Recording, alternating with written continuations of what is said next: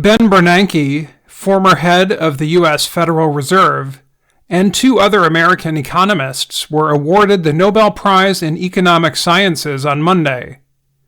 Bernanke is credited with helping lead the United States out of the 2007-2008 financial crisis.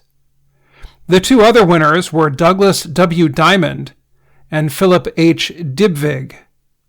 The Nobel Committee at the Royal Swedish Academy of Sciences said the three financial experts showed why avoiding bank collapses is vital.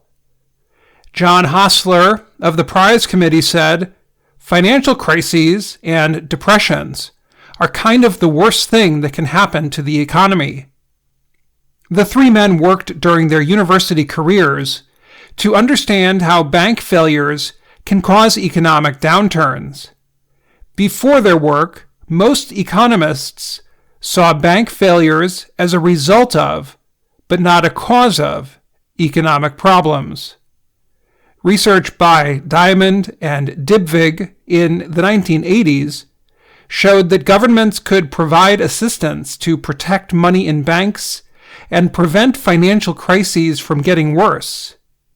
Bernanke did his work at Stanford University before serving as chairman of the Federal Reserve from 2006 to 2014.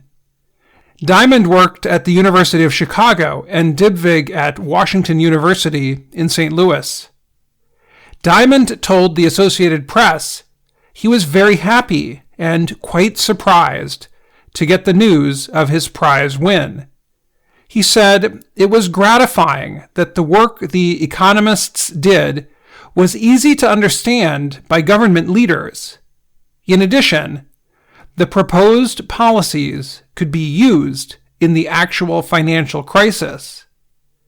Diamond added that the current financial system is much less vulnerable because of the work the economists did in the past. The university research proved valuable in 2008 when investors sent the financial system into a panic. At the time, Bernanke worked with the U.S. Treasury Department to support major banks and ease a shortage of credit.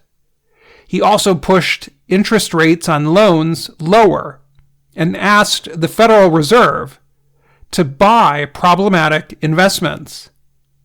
The actions calmed investors and supported large banks. The work from 2008 set an example that was used again in 2020 when the world was in the early days of the COVID-19 pandemic. World economies slowed down as people were forced to stay home from work. At that point, the leader of the Federal Reserve was Jerome Powell. Powell cut interest rates and put money into the financial system, which started a fast recovery. While those actions steadied the economy, many nations are still worried about rising costs in food and energy.